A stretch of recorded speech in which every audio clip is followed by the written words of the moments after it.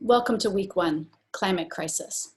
I decided to record a new video for the opening of this summer course due to the extraordinary timing of the circumstances in which we begin this summer course. And I'm so glad that you are here this summer to talk about, think about, and read about the climate crisis. What does this mean to us and what is going on?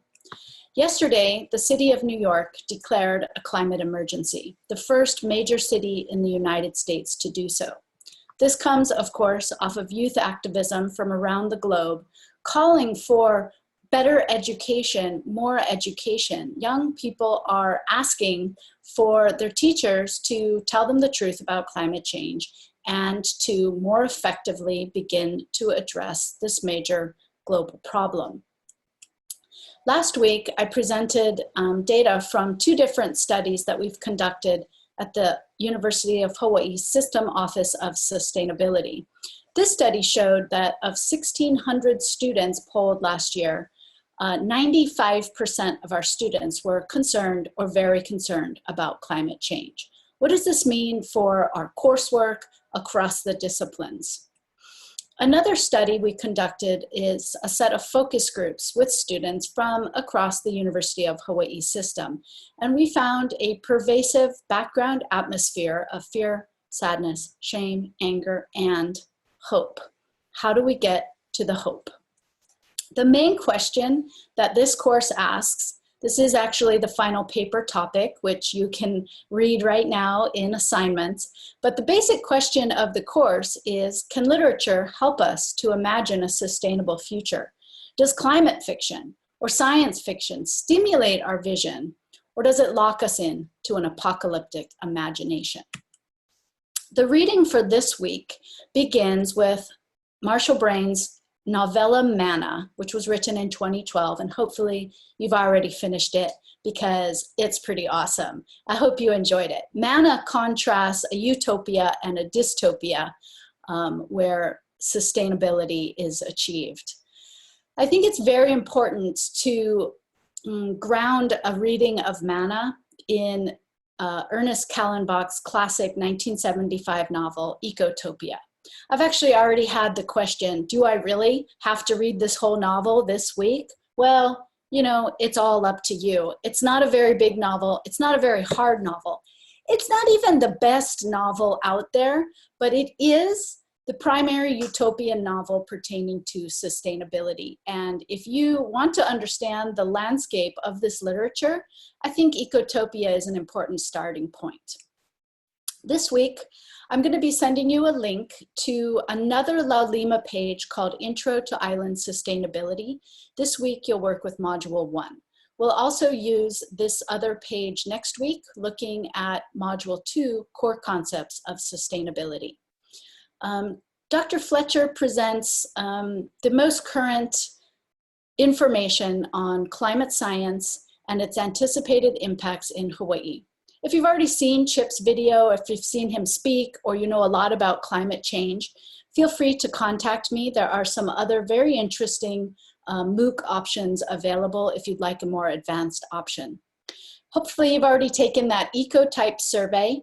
That's by Dr. Jim Proctor at Lewis and Clark College in Portland.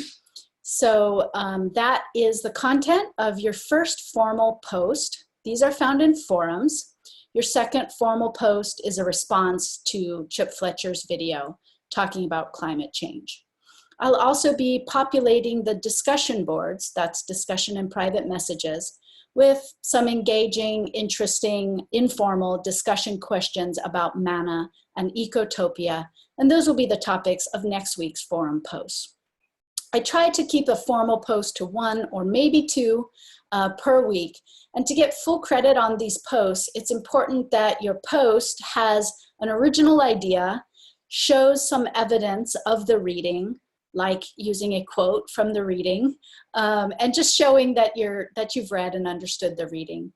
And it's also important to respond to 1 or 2 other people for full credit on those posts. I hope this week you'll also reply to my email so that you know you can always email me, and so that I can answer any questions you have about the book list for the course. I'm going to take us over now to Greta Thunberg and let her,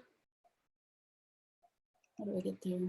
Let Greta have the last word on the beginning here of week 1. So let me know if you have any questions. Have a great week. Thunberg. I am 15 years old and I'm from Sweden. I speak on behalf of Climate Justice Now. Many people say that Sweden is just a small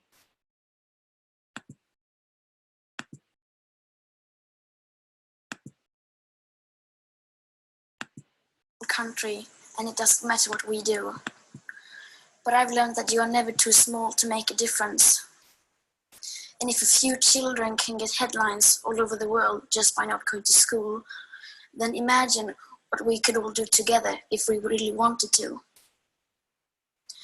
But to do that, we have to speak clearly, no matter how uncomfortable that may be. You only speak of green, eternal economic growth because you are too scared of being unpopular. You only talk about moving forward with the same bad ideas that got us into this mess, even when the only sensible thing to do is pull the emergency brake. You are not mature enough to tell it like it is. Even that burden you leave to us children. But I don't care about being popular. I care about climate justice and a living planet. Our civilization is being sacrificed for the opportunity of a very small number of people to continue making enormous amounts of money. Our biosphere is being sacrificed so that rich people in countries like mine can live in luxury. It is the sufferings of the many which pay for the luxuries of the few. The year 2078, I will celebrate my 75th birthday. If I have children, maybe they will spend that day with me. Maybe they will ask me about you. Maybe they will ask why you didn't do anything while there still was time to act. You say you love your children above all else, and yet you are stealing their future in front of their very eyes. Until you start focusing on what needs to be done rather than what is politically possible, there is no hope. We cannot solve a crisis without treating it as a crisis. We need to keep the fossil fuels in the ground, and we need to focus on equity. And if solutions within this system are so impossible to find, then maybe we should change the system itself. We have not come here to beg world leaders to care.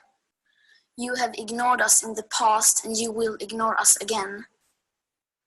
You have run out of excuses and we are running out of time. We have come here to let you know that change is coming, whether you like it or not. The real power belongs to the people. Thank you.